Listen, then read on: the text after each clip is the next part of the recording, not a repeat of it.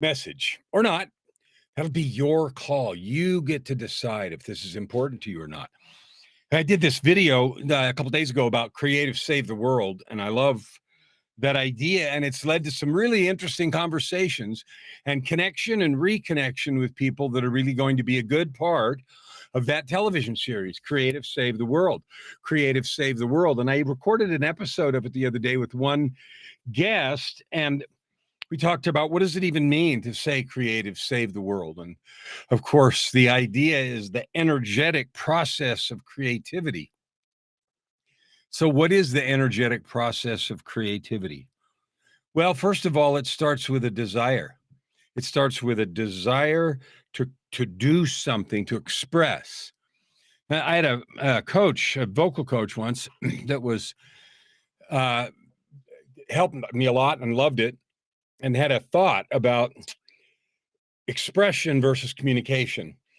And he got this thought from a songwriting class that he had attended many years ago by a Grammy-winning songwriter. And here was the thought to the artist, right? To the person writing the song. If all you want to do is express yourself, then you just say whatever you want. You write it the way you want. You do the music the way you want. You whatever it is. No thought about anything else.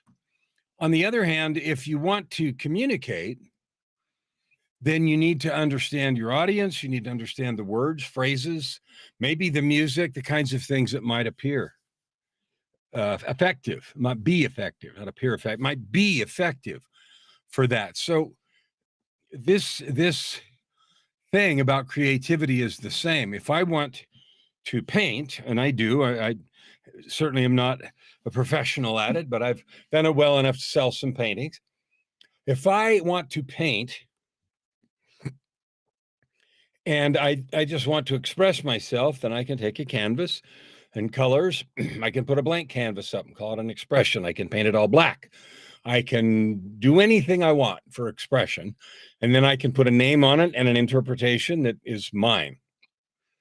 If I want to communicate with an audience, then I might be thinking about what audience and what would mean something to them and how would I express it and so forth. So it's the same in every medium.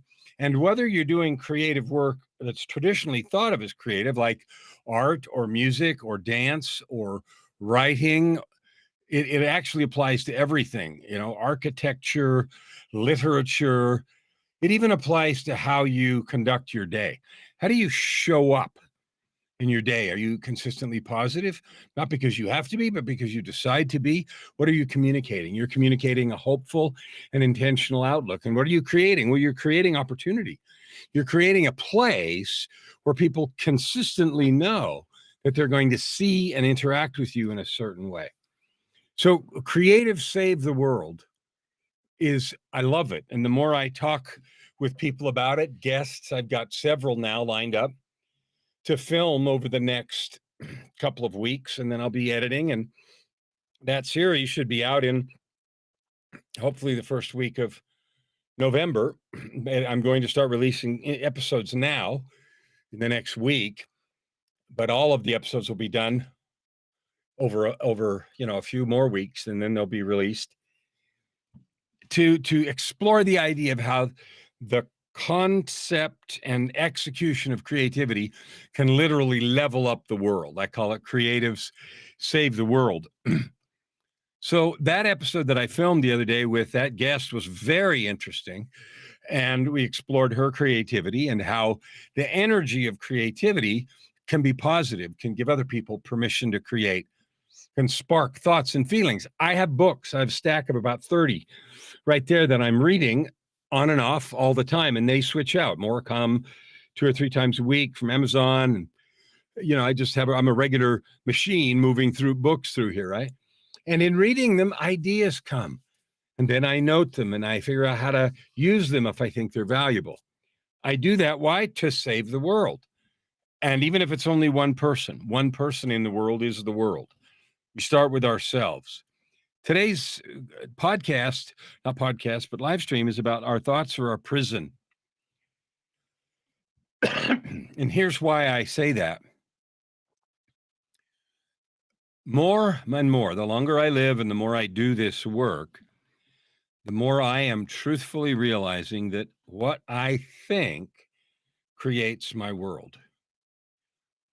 Now, I don't mean that because I thought so, some new building popped up back there on the Edmonton skyline. That's the Edmonton skyline of Edmonton, Alberta, taken from a particular point over on the south side of the south side of the North Saskatchewan River, right? But thinking and speaking about a new building will cause it to show up in process of time. Many things are done instantly, and many things are done in process of time. So what does that have to do with thoughts being your prison? I had a chance to teach in a mastermind today, or to lead the mastermind and to share some ideas. And what I was talking about was how what we believe, even at the deepest level of unconscious thought or unconscious awareness, even, but pre-thought, right? What we believe creates the world, not in the sense of an instantaneous skyscraper, but in this way. If I think or feel below thought, if I have the stance that life is hard, that lots of unfair things happen to me, that I probably can't succeed at what I'm doing, or if I do, it'll be sort of this low level thing. If that's this energetic stance that I have, that translates into thoughts. And the thoughts are, oh, this is going to be hard. It'll never work. Oh, I don't have time. I'm too busy. And that thought creates lowered energy and creates lowered expectations. And it literally ends up being a prison for me. On the other hand, if I have powerful, creative thoughts, there's a way through this. Yeah, that thing happened. Yeah, this broke, that broke. Some, unexpected tragedy happened. That delays, it derails. But there's a way. I know there's a way to find out or figure this out, and that breaks the prison. It allows me to get out. And what it does is it accesses, if you're speaking woo-woo speak, higher vibrations, higher, creativity, higher compassion, and those kinds of things. So I'll tell you a story about my 10 million. Several months ago, I just said my commitment. There's a difference in Kellan speak, at least, between a commitment and a goal. And sometime maybe I'll talk about that. A goal is something we just say. A commitment is something we do whatever has to happen to make it real. So I made a commitment to reach 10 million people this year and to help them to discover, develop, and serve with their divine gifts. That was my commitment. I've reached it.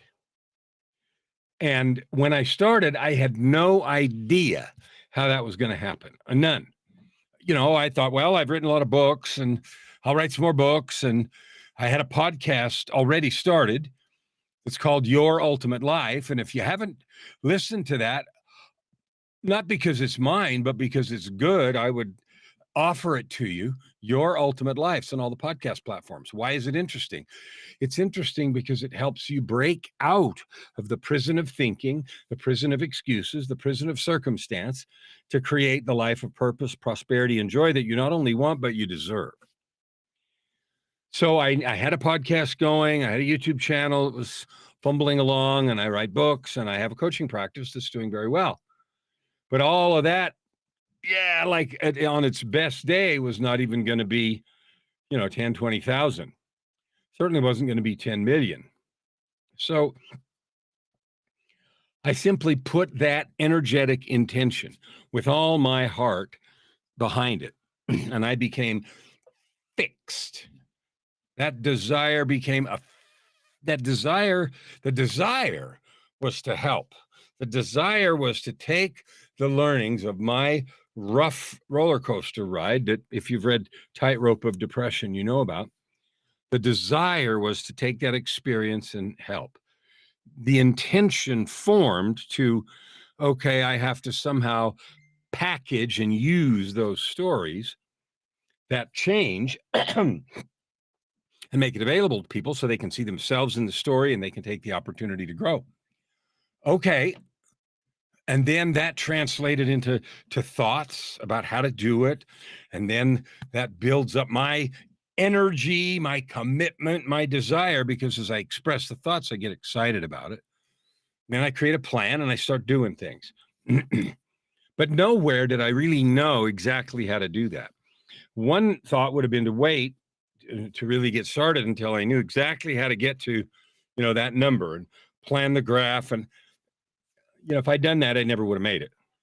What I did is start right now and start with the belief that I will make this. I will cause this to happen. I don't know how right now, but I will do this. And so thoughts became my ally instead of my prison. They became my energy, my engine, instead of my jailer and my dead weight. And the thinking of, my desire, I want to do this, my goal, my commitment, my intention is this 10 million just for this year. And then I think about how to do it. What is the path? What are the steps? And then I see the steps start to have action and I get, moving in that. And you know what? Now I know that we've done that. And it was without knowing exactly how at all. And so next year, actually starting this year, right now, I'm creating a new year. Today happens to be my beautiful, beloved wife's birthday. The joy and love and everything of my life. Her birthday is today. I'm so excited. We already did some shopping, have a party later and all that good stuff, right? But I also declared that today is the beginning of a new year. Why? Because a new year can start anywhere you want. And I've reached the 10 million. So I'm starting a new year today. And in this coming year, I've done the thing that says, what is this year about? What is this year about? And I've created some really specific things that this year is about. And I'm on the way. And the goal has jumped by 5 times. Now, between this birthday and her next birthday, I'm going to reach 50 million. And again, I don't really know how to do that.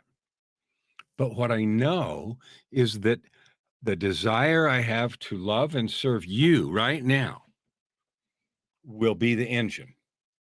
And it creates this intention to do whatever I have to do. So I've got a television program I'm creating, Creative Save the World. That's just that's series season 1. I've got 3 other seasons already scripted and organized. So there'll be a season 2 and a season 3 and a season 4. That's how far I've got. And I'm not sure what the time frame is. It's not going to be once a year. It's going to be more often than that, maybe once a quarter. So by the birthday next year, I'll have 4 seasons of 10 episodes out. Why? Because I love you. Because I know that the happiest we can be as divine beings is when we're loving ourselves and loving and serving other people. When you see all the other things that people do to feel good, to gratify themselves, to be important, or to make themselves happy, or whatever it is, not a lot of it works. We have poverty, we have famine, we have water shortages, we have literacy issues, we have opportunity issues, we have political separation and division, and on and on and on. The truth, that comes because we don't love and serve each other.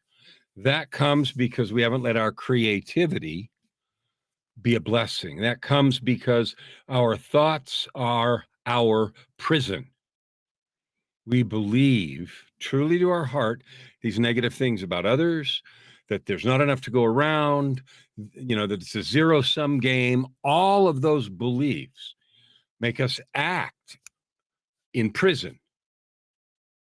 We are imprisoned. We are prevented from the purpose, prosperity, and joy that we could have if we changed our thinking. So my challenge to you as we close this today is really simple. I want you to listen to your language, listen to your internal thoughts, the words you say to yourself, about others, and about the world and circumstance. I want you to listen to those thoughts. And I'm inviting you to see, are those thoughts lifting and blessing you? Are they lifting and blessing those around you? Or are they keeping you in prison, locked to a circumstance and present that isn't fulfilling and that isn't fun? That's my question for all of us today. And I am busy thinking about that every second. We'll see you tomorrow.